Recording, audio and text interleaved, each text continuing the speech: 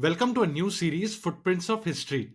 This series is brought to you by the Drawing Board, with whom I'm partnering for 3 consecutive years. The Drawing Board is an international architectural competition where students can test their skills in shaping the way communities live and thrive while preserving the local heritage. The Drawing Board has been actively running architectural competitions since 2016.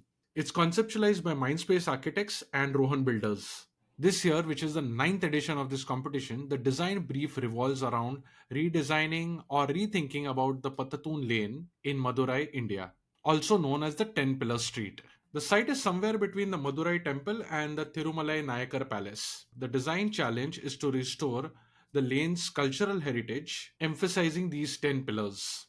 Submission deadline is 16th of September 2024, and more details in the show notes at thedrawingboard.in. So let's begin our today's episode. Ludwig Mies, the German American architect, once said, "Architecture is a will of an epoch translated into space." And the quote aptly describes our today's guest, Hans Brouwer. Hans is originally from Hong Kong. He's a distinguished architect with a global footprint. He studied architecture in Switzerland and later in University of Southern California, where he graduated top of his class. He spent his early career with Sir Norman Foster, contributing to landmark projects like Century Tower of Tokyo and Commerce Bank headquarters in Frankfurt. In 1995, he founded HB Design and relocated to Singapore and expanded his regional office in Phuket and Bangkok. An award winning architect, Hans also teaches at the National University of Singapore and frequently speaks at industry events. Welcome, Hans, to Audiogan. It's a real pleasure to have you on the show. Thank you very much. It's a great pleasure to be on the show. Yeah. And as I spoke about in the introduction, we'll be talking about importance of process in architecture because I went through your profile and did a bunch of research. I think there's a lot more emphasis on process, so I thought we'll document some bits of that. Obviously, on the backdrop of the Madurai's Pathu Thoon Lane. So I wanted to start off by asking, what do you see when you see those 10 Pillars Street? I'm assuming you saw it on Google Maps and from the documentation and the brief Rohan Builders and Mindspace Architects, along with the drawing board, has given you. What do you see as an architect, as a tourist, maybe as a history lover? Which aspects stand out for you the most? Well, I grew up in Europe, and so the city as a backdrop to history is always part of our urban fabric. So when I see this street, which has these columns, these pillars that come from the 17th century, to me, it's a wonderful testimony to the way cities evolve. The idea that cities are growing organisms. They're very rarely planned as a single entity. They're sort of ad hoc adjustments to needs of the time. And to see that, at least in Madurai, this piece of history has been left intact and is somehow a memory of that time. It may have been the front gate to some palace, it may have been something else, but it is proof that there was life here before. And I think it's important that our cities actually evolve in that way, as opposed to the tabula rasa, which often happens, which sort of the disposable society. When a building no longer has immediate meaning, it gets torn down and something brand new comes in its place. And unfortunately, that's been probably the modus operandi of our cities in the last 50, 60 years since the Second World War, when progress has been unabated, densities have increased. And it is a big challenge in India, especially when cities have to grow. Not just grow in terms of the footprint, but grow up and be able to host more on the same piece of land. So for me to see that in Madurai, at least these columns have not been bulldozed in the interest of efficiency or in the interest of change or in the interest of modernity is a great thing. And I think to take that as a kind of a cornerstone for a design competition for students is a very important one, because it forces them to confront the idea of, like, what do these columns mean? They're no longer what they were built for. They're relics of a time, but at the same time they can be reintegrated. So I'll be very curious to see how the students approach that, because you can take it as a kind of holy grail and say, oh, we can't touch it, let's make a clearing and leave them as sort of objects in the plane, which I think would be a shame, because I think they can be reintegrated in a way that says, listen, they can still fulfill a piece of modern life, but in a new way, and be reintegrated meaningfully in the new urban fabric that these students will design. So I think it's a great opportunity to sort of explore the idea of the history as a piece of evolutionary design, um, and exploring what history means, because it's a very challenging concept. It tends to be very emotional, and I find that the human kind of psyche is predicated on memory, and memory that you've had becomes familiar, familiar becomes liked, new is often not liked. And so there's a tendency maybe to kind of frame this idea of history as being a sort of glorified era and things like that, which I think is a challenge. How to make it contemporary is a big idea. But seeing some of the pictures of these columns that sort of run away, and in the backdrop is, of course, India in all its glory with a million things, and all five senses are engaged. I think it's a really good backdrop for a design competition. And you have at HB Designs, you have a strong emphasis on the process, right? And I was going through one of the articles, and you say the process is truly creative because the end is not known at the beginning. And I was very curious to understand, like, can you unpack this for us? Like, how does this organically evolve? I can understand to a certain extent because I'm a designer, but in the architecture realm, how does it play out? I think the idea, and it may not be everyone's idea, but there's a sense of non-architects thinking that the architect conceives of this idea, the building, and then goes ahead and builds it. And that it might be this aha or eureka moment where they wake up at 3 o'clock and go, I have the building. If that's the case, then the building is an object, and it's purely a kind of a single entity and has one dimension, which is its form, right?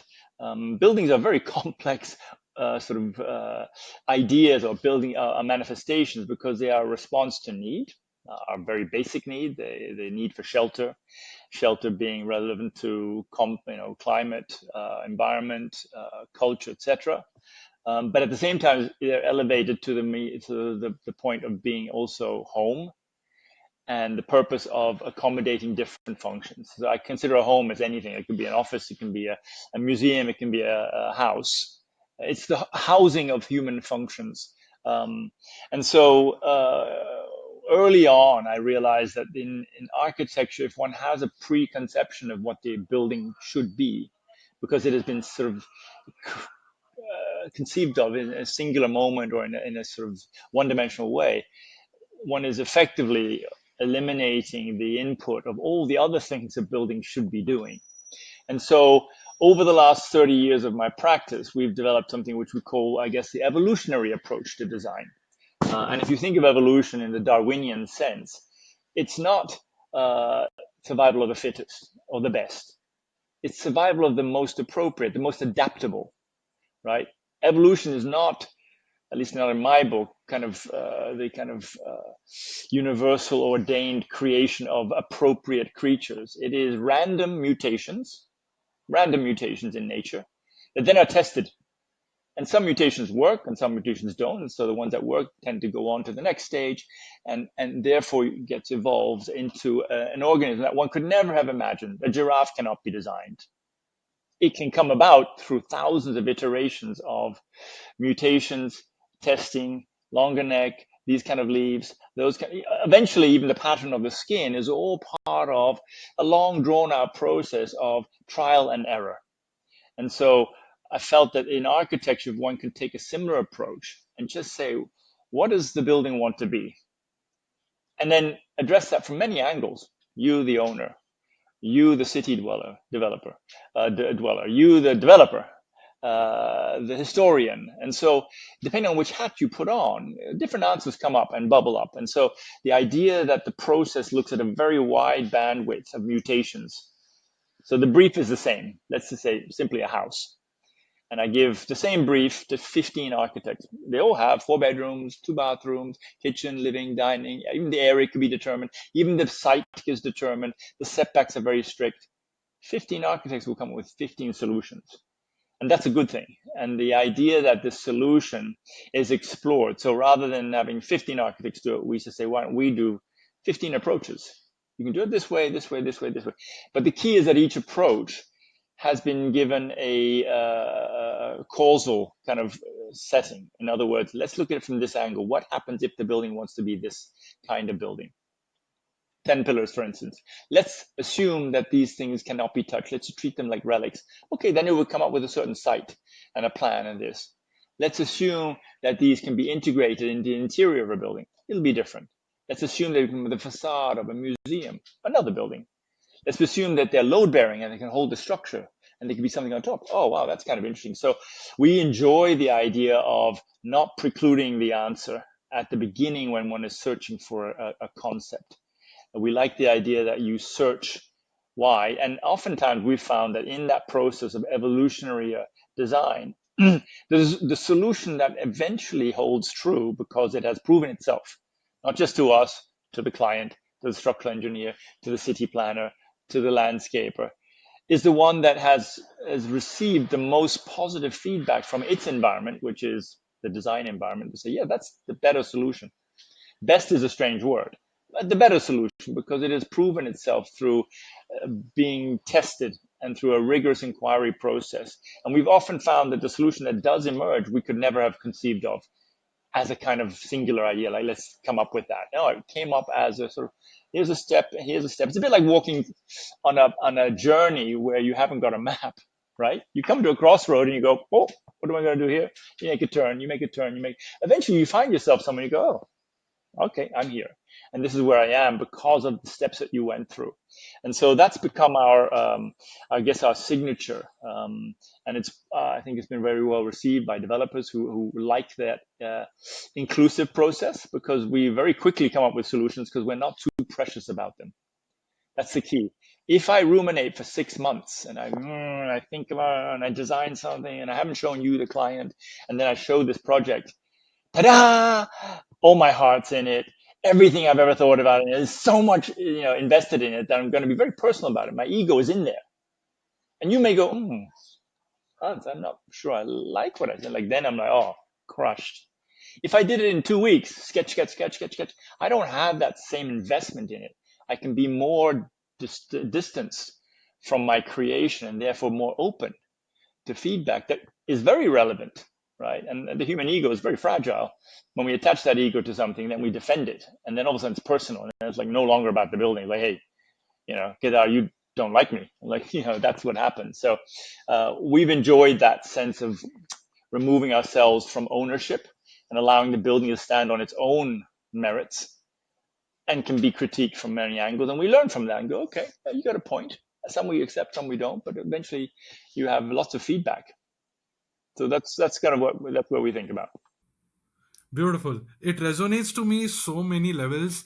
So I'm going to ask you one off the script question. Does this maturity of staying away from the creation and having less like more objective outlook towards it, does it come with age, maturity, and experience? Because I was like this from the beginning.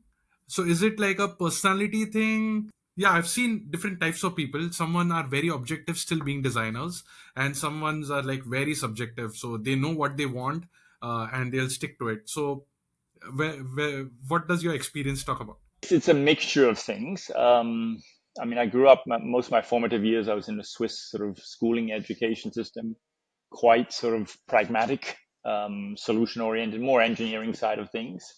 My first 8 years as a professional, I worked in, at the feet of Norman Foster, who is a very rational thinker. And he taught me a lot in terms of how to think about the problem. And the idea that the solution of anything lies in how you pose the question. And that's a famous line. Le Corbusier said that, how you pose the question determines everything. If in the beginning man saw a bird and went, oh, I want to fly like a bird. How do I fly like a bird? All the solutions to that question looked like birds throughout the ages. Da Vinci's sketches, all their attempts of jumping off roofs, of flapping, and they never worked because the question was wrong. The question should have been, how do I fly? Eliminating the solution of like a bird. And then the Wright brothers came up with something that looked nothing like a bird, relied on completely different aerodynamic principles to fly than a bird, and it flew. And so the architect also, I mean, Norman has also sort of taught me very early on to say, listen, ask the right questions, the solutions will come. But if the question is too specific, how do I design a red building? You're going to get a red building. how do I do a reinterpretation of the Rang Mahal in Jaipur with the Jalia? I'll do another Jalia, but if you're like, how do I become more climatically driven and culturally invested, and I might come up with something different, right? So it's very careful. You have to be very careful about how you ask the question, and open to the answers that come. And so I think those are the foundations that started it. And I do think you're right that with time, and I've been at this job for 40 years, you become either more invested in the personality of cult, which is, it's me and I'm great and I'm fantastic, or less. And in my case, I've enjoyed building a practice, and that probably comes with that as well. I think if you're a sole practitioner or in a small studio, maybe it's harder. We have a medium-sized studio, 40, 50, 60 people. And so you have to divest of creating everything. You can't be it. You're more a mentor. And my teaching has also been very instrumental in developing the idea that I can be just as much a part of a project by mentoring someone else's ideas and guiding them. And that comes with, I guess, age. The wise man sort of syndrome is, society should be looking towards the elder to say, hey, you've been around the block a few times. Well, how can you help? Well, I'm not assuming that you will know everything about AI and modern this and modern that, but it's about, hey, you've been around a while. So that maturity also plays into it. And just coming back to the process part, you said it organically grows, and whatever little bit I have studied around architecture and followed bit of BV Doshi, they say that things grow organically after they are built also. So when you say the process, at what stage do you then stop? Like, I mean, you have to start somewhere and stop the iterations. In our world, we have this divergent and then convergent thinking, so we typically do like two times, say like a double diamond kind of an approach, and then you start somewhere. So in architecture, like how will it play out? Because you're finally working with real brick and real elements. I think there again is a cautionary tale, depending on how controlling you are or you think you need to be with what we would call our creations, right? There's a famous story of Richard Meyer, who, if you know his work, he's only ever done it in white. His work has always been very consistent, and he's extremely sort of controlling. And he built a house in Maine on a beautiful hillside overlooking a lake, and he did the interiors, and he did the throw cushions, and he did everything in it because he was that kind of guy. And when he came back some years later and found that the owner had changed the color of the cushions on the sofa, he had a fit. And he said that this is not right. And he had this, a little bit of an irrational kind of, crazy moment. But it was very telling in that he felt it was his. And I think that's a fallacy if the architect thinks he's designing for himself, because you're not. And Renzo Piano, I think, is one of the greatest architects around. He says, architects should always remain humble and always remember they are providing a service. We are building things for people, not for ourselves, not for posterity, not for fame, ideally. We're building it for people. And so I've taken that to heart. I feel that the ownership of the project goes through phases, right? In the beginning, concept stage, the architect is quite the kind of the uterus, and everything's growing in there, and we have a lot of control over all the aspects to it because we're still forming it. Even within the design process, when it goes from concept to schematic, we have to start. Also, the engineer starts talking to us, structural. The MEP guy starts talking to us, landscape, ID, and all of a sudden, like, hey, ownership has, let go of the reins a little bit, because the engineer is going to say, hey, Hans, I need a couple of columns here. It won't stand up. I can't just say, I don't care. Of course, I have to get it to stand up. And the servicing engineer, hey, where are we going to put the air cons? How about the piping and all this? I have to understand that. So you begin to already release total control immediately, very early on in the process, when the concept has been conceived into the project, and all the way through. And when you go to site, one of our buildings typically will have 200 people working on the site any given day for 4 years straight. It's not my building. I put the least time into it. Lots of people put lots more time into it. So by the time it's built, I feel that I'm always ready to sort of say, hey, like your child. At one point, you let go and you go, hey, see where you go. You're going to live a life, and you're going to be invested with other people's lives, and that's good. And when they make changes, it's like, yeah, that's good. Because if you assume it's bad, of course you'll be upset when things happen and your building has been, adulterated.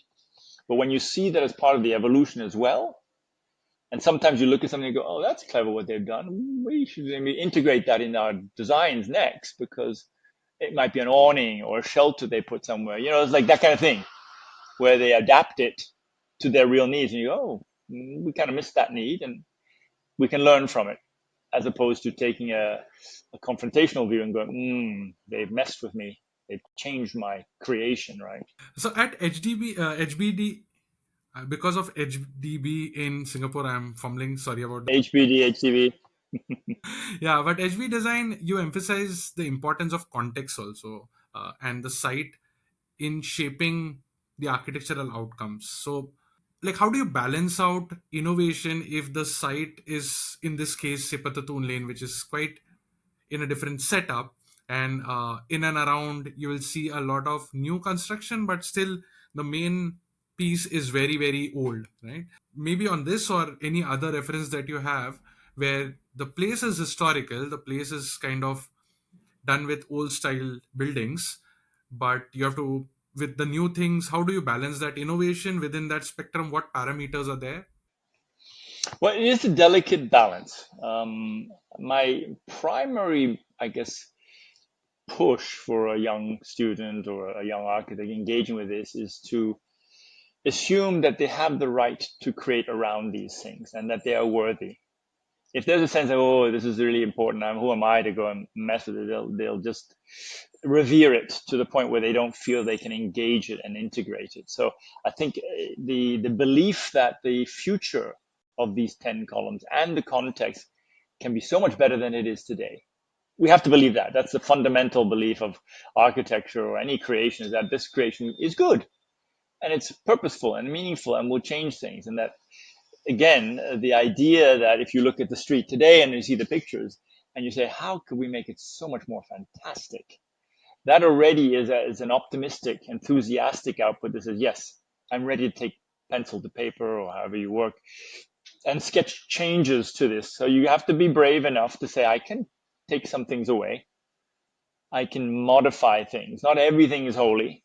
Even the 10 columns, some might say, hey, I want to attach to them. Maybe I use them, integrate them in some ways that makes them blended as part of the new context. Everything is fair game. And the idea that you should test it all and see what resonates with you as you explore this is a way to eliminate the fear of creating the perfect solution from the beginning. The blank piece of paper is scary as hell for an architect. It's like, ooh, I have to do something really good. I have to do something great. Like the first line is never going to be great. It's going to be lousy because it's the first line. And that's why we have sketch paper, the yellow trace, because it's basically cheap. And 6B pencil is very, soft, not precise. And so when you scribble, by virtue of the medium, you're not assigning a huge amount of importance to the line or this. It's more ideas. It's more like stream of consciousness. And so I find that one has to be aware of where you are in the process and how you explore it, so that you don't end up too quickly using the wrong tools at the wrong time. Like if you start to AutoCAD a drawing, putting in vectors and lines, then you immediately think it's a building. It's not, it's just an idea. And so the idea of I guess, approaching antiquity with a healthy skepticism, right? I think that's the key. There's lots of instances where history is very hard to overcome. Notre Dame burned down several years ago, the cathedral in Paris. A huge debate in the community about, should we rebuild the old, put a new spire up there, right? The facade was okay, the stonework was fine, and there's some wonderful spire ideas that came about. But in the end, everyone was like, yeah, too scary. Let's go build the old. So they just built the old stuff, 150-year-old timber work and slate and this and that. And it's going to be finished at the end of this year, and it'll look like a new version of the old, which I think is a bit of a shame because it's been made a relic. And I think it would have been nice if it had been integrated in a way that sort of said, here's this piece of the city that even then in a building itself can accept. So I think, coming to context, there has to be the ability to see what the context is. And I'm not talking about the form, but how it functions, the way people work with a space or with a city or a place, right? And in architects, you call that the genius loci. Genius is spirit, loci is Latin for place, the spirit of the place. So the architect's challenge is how do you capture the spirit of the place by seeing it, is not the physics only. This facade is here, is by seeing how do people use it? How is it seen in the community? What is the importance of this space? And what is it not doing? Because if you could, in physical terms, design changes instantly on site and then see how people work, and you go, oh no, let's put that back. Okay, let's take this and see how, if you change the movement pattern, you go, oh, that's interesting. But we have to imagine it. We explore it in the ways we can, with his sketch, two-dimensional drawings, three-dimensional models, animation. AI is going to come and you'll just speak and it'll do things. And so we're basically testing things and say, okay, before we go and build it, let's go and test it in our minds. That's really important, that one feels that we can understand the spirit of the place enough to change it and enhance it. In other words, that the spirit of the place has allowed you to make it even more powerful and make it something different.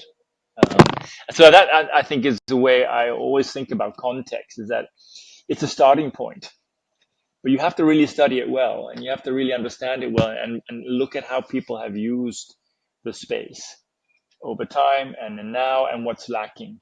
And so you begin to be infused by, okay, there's potential there. And some of the great changes to our cities, Paris is a great one, when Haussmann designed the boulevards, wow, look at that. I was in Paris for the Olympics, and these boulevards, like, what a inspiration to have that. London tried, so Christopher Wren tried to do it, but then the English political system would never have allowed all the shopkeepers to be just run out of town and put boulevards everywhere. So it never happened. There was a plan for London that looked like Paris. It just never happened because of politics. But it would have been wonderful, right? Because it's a combination of the medieval city with these modern boulevards, with the key monuments and things. So it's kind of on their own, they wouldn't have been as powerful. So now looking at the function, like roaming around, interacting with the community. So this is my personal in curiosity as well, that being a designer or kind of some sort of a specialist, it's you're generally aware of pros and cons because you've iterated or given yourself a critical eye to the kind of stuff that you're doing, right? But when you go and almost design with them, traditionally we say, right, like if you go and ask people, they'll ask for faster horses, but they might need something else which they can't articulate. So what would be the role of architect then, where you are kind of accommodating their needs but yet having a little more say in the thing because of your specialties or your training or your academic background or your practice? I think it's a very good question, because, again, I guess it's a form of democracy, that people whose lives are impacted have a say. And so that involvement is a very important one. And democracy is a very messy business, and often doesn't lead necessarily to the best solution, but it leads to the one that is the fruit of that process. And I think with architecture, it's similar. One has to be careful about asking the questions in the right way.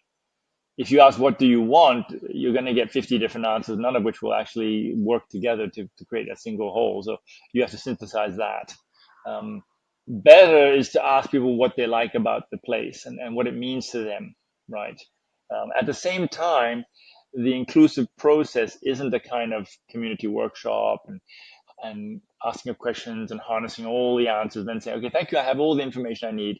Let me now go and work with it. Because the real proof is, okay, have a light workshop, some ideas. Don't get people too invested with whatever they say, and come with some solutions. Say, what about this? What about that? And so, similar to the design evolution, the workshop evolution has to also be collaborative. So where they feel that they see what's being done, and they have an opportunity also to be educated by the architect, who, let's say, is well versed in the task of changing this place.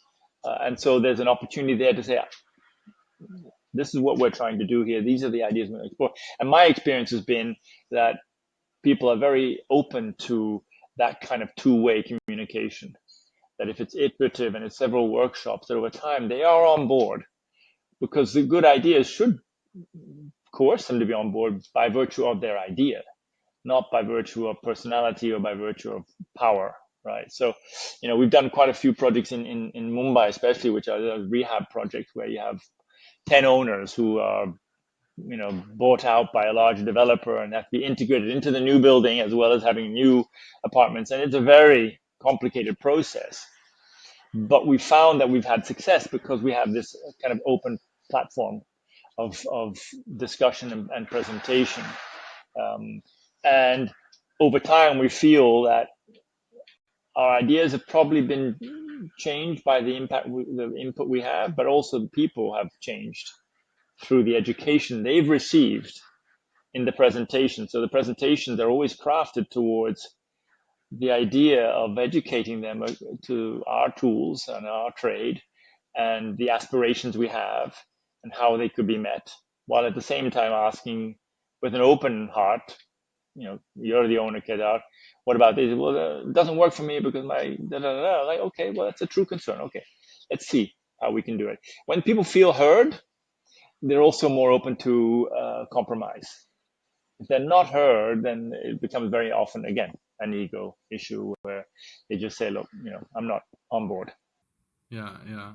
Yeah, I think it's a very interesting point to or capability or a faculty to build on, where you're right slightly in the center, where you're always in the beginning, you're asking the right questions and involving the stakeholders. And I think when you're kind of almost ready with your first cut, at that time again just keeping them informed, and like the first point which you mentioned, right? So that just being in the center, where you are kind of a director but you are actually not making the film also. Well, or another analogy would be a conductor of a large orchestra knows most of the instruments, probably has the ability to play some of them, but not nearly as well as the actual musician. But at the same time, has the score in his head. And so the ability to direct specialists and other people who have their right to be there in a way that allows them to be part of the team, I guess that's also something that the architect has to do. Yeah, yeah, I know what you mean, but in the conductor context, at least it's today perceived from whatever limited exposure I have, is that it's finally that person is going to almost orchestrate everything. But yeah, they give little signs and here and there, it's not like, but yeah, I know what you mean. Cool. I'm also curious about beam. What is building information modeling? Well, in the strict sense, it's not really part of the creative process, which is the conceptual side. Um, Building information modeling has been around for some 30 or 40 years, but it's really become much more accessible, I think, in the last 30, just because our laptops have become so much more powerful.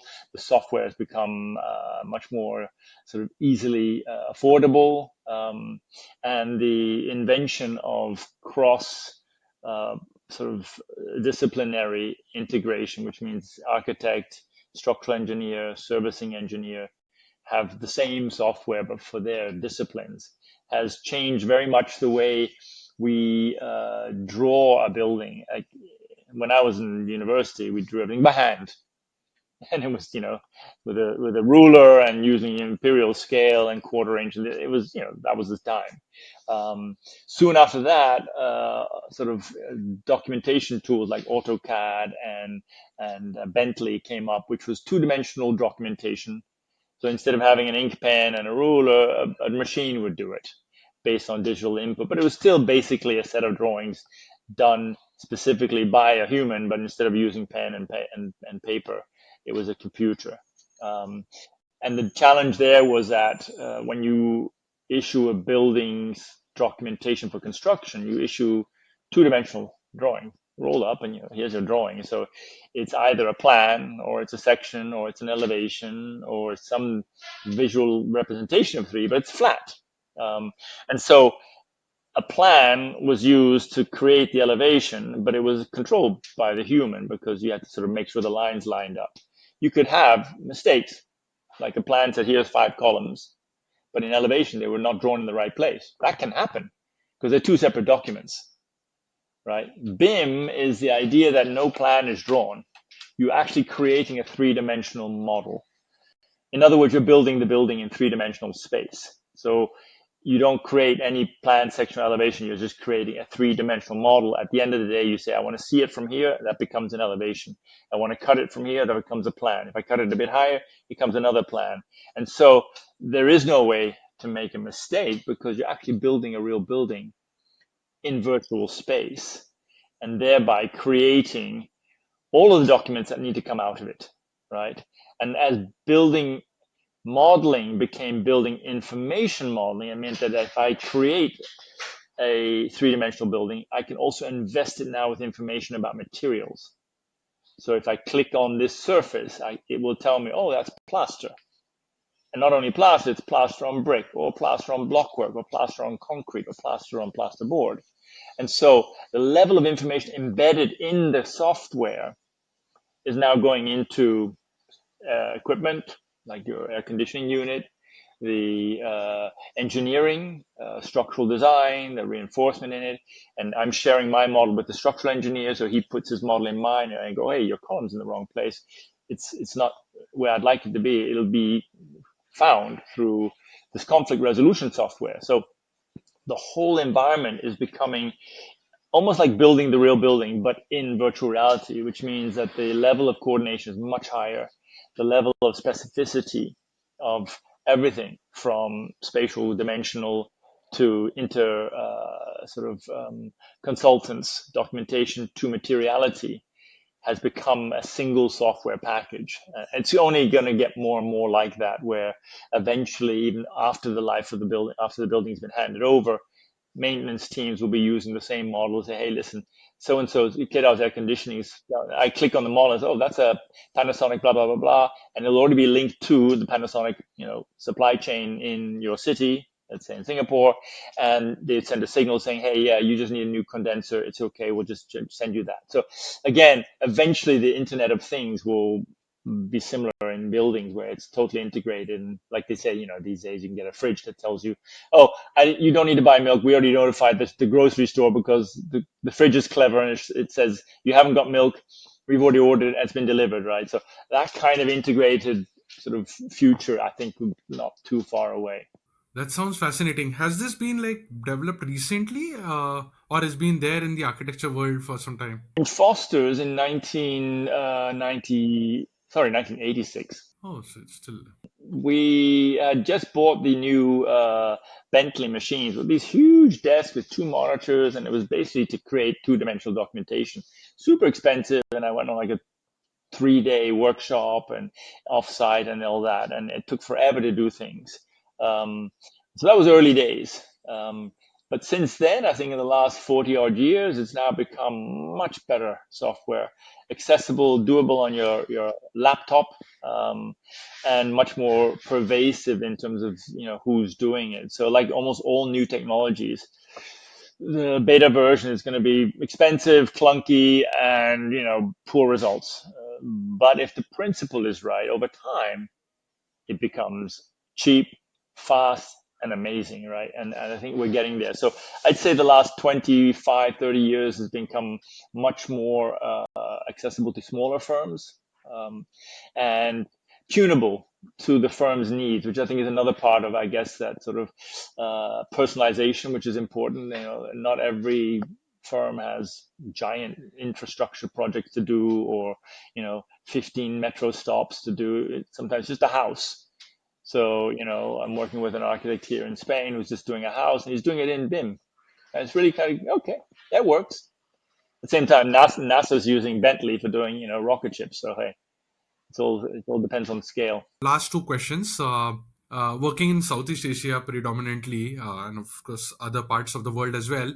But what are the few trends in technology or architecture industry that could be helpful for young architects or students to understand or probably do research on? Well, I think the modeling aspect is going to be very interesting, and in the creative process, the idea that they very quickly go into 3D modeling. I didn't learn that way. I still sketch. That's my low threshold access to creative exploration.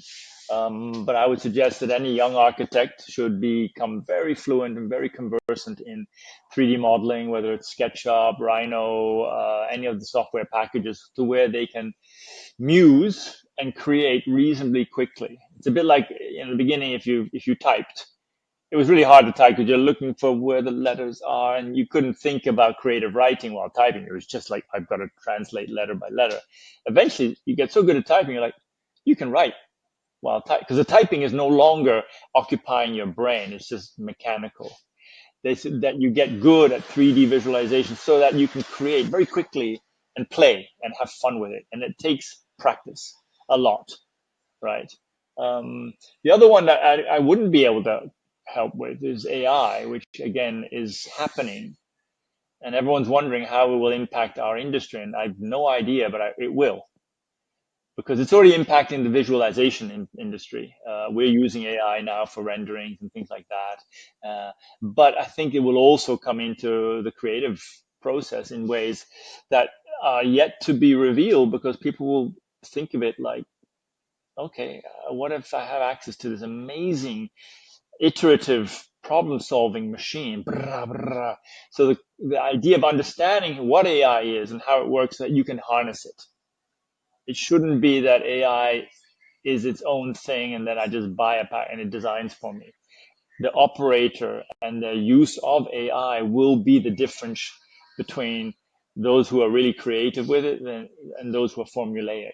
So I think understanding the foundations of it so you can master it and make it work for you in exploring what you would like to explore as an architect, I think that would be a very big growth industry, and it will differentiate those who understand it versus those who just use it.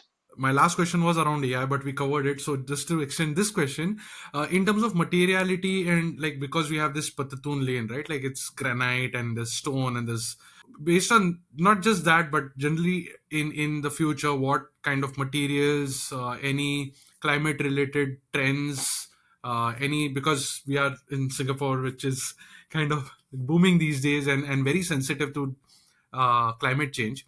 So any other suggestions? Well, I think when you talk about materiality, my suggestion to young architects is not to consider it something that happens at the end. It tends to be sort of, and the thinking is, okay, I'm going to do the planning, and then I'll sort of look at the modeling, and then I'll figure out, you know, what the building feels like and how its spaces are, and then I'll ask, oh, what do I make it out of? I think that's the wrong approach. I think architects are builders. We are in the business of making things. The material we make with changes the form of the building. The material we use changes the way we create space. If you create space out of concrete, it's one thing, because you've got to pour it and you've got to understand, you create molds, you cast it. It becomes a one kind of architecture. If you create out of steel and glass, it's a very different kind of architecture. If you create out of rammed earth and much more low tech things, it's a different kind of architecture. So the materiality should be considered early on and should be informed by multiple lines of questioning. One is carbon footprint. Yes, it is important. You know, some materials are really, really, carbon intensive. Uh, Also, climate. Some climates need insulation and thickness, others don't. Some climates need breathing, others don't. Again, materials should be informed by climate responsiveness.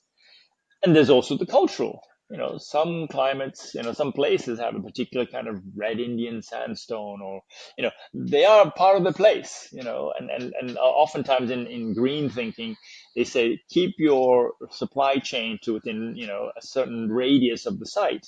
That's already ecological, because you're not flying materials in from Canada and China. Yeah, you're using local materials. That is also a form of regional,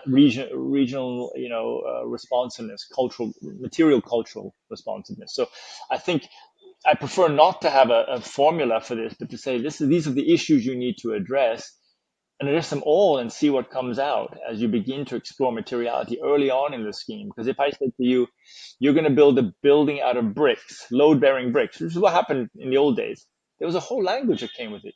Certain forms you can do, some you can't do. Certain openings you can have.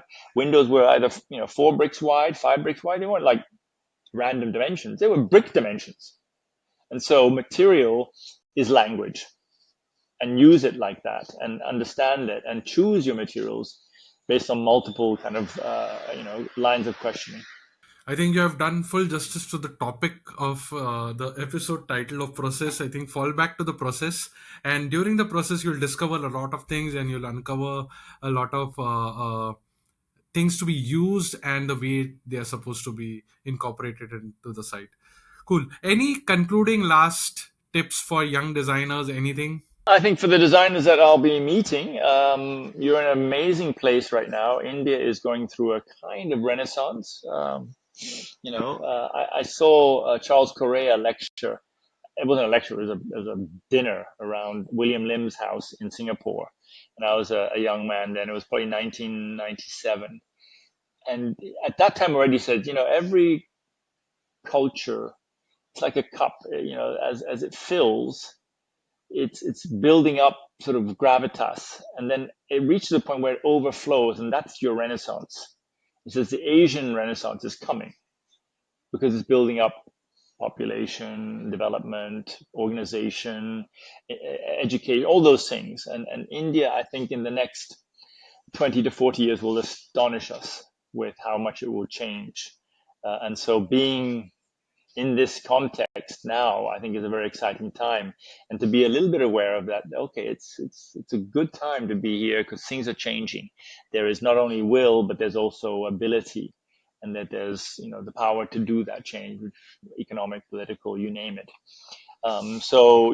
Seize the moment and see how this can become a great time, because I think I've been going to Mumbai since late 80s or something. So I keep telling people, if you come back to Mumbai in 30 years, you will not recognize it, or Delhi, or Pune, or Gurgaon, anywhere.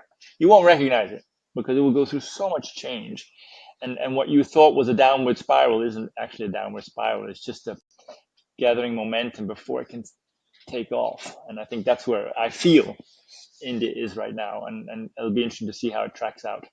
No, it's very optimistic look towards India. So do I have. We have the right setup. There are some pieces which have to fall in place. Then we're up to something big. Cool. I think on that note, we'll conclude this. Thanks a lot, Hans, for giving your time. It was wonderful talking to you. Asking and hosting this, and keep up the good work. It's good to share ideas. Thank you very much. All right. Take care. Okay, so that's it for today's GAN session. I wish all the best to all the students of architecture applying for this competition. The submission deadline is 16th September 2024. Do hop on to thedrawingboard.in for more details. And Hans, I would like to have you again on the show sometime. Thanks once again. I'd look forward to it. Good luck, everybody. Take care. And that's it from today's GAN session.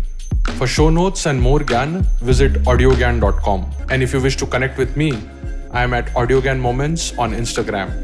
Until then, take care.